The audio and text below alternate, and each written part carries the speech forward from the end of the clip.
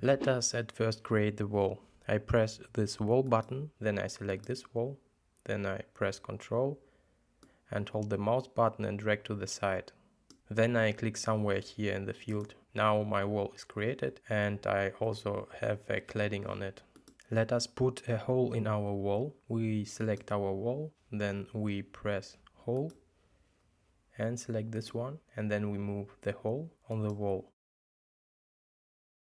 Then I close the whole menu by pressing escape button. And now I have the hole.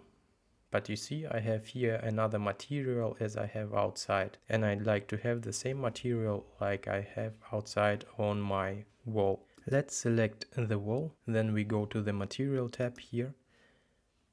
And let us make this window a little bit bigger. We have here 8 materials, but the count begins from the number 0. It means the walnut material, it has the number 3. 0, 1, 2, 3. Now we can select our hole here, and then we go to this Archipack menu. Then we press this icon which looks like materials. And then we have to press this whole material auto.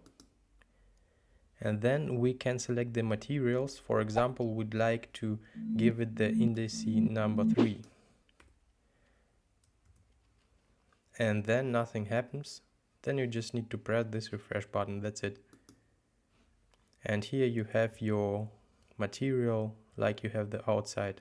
And that's it. In the next video I will show you how to make custom holes which you can adjust, and I also will show you how you can give the material to the cutout areas of these holes.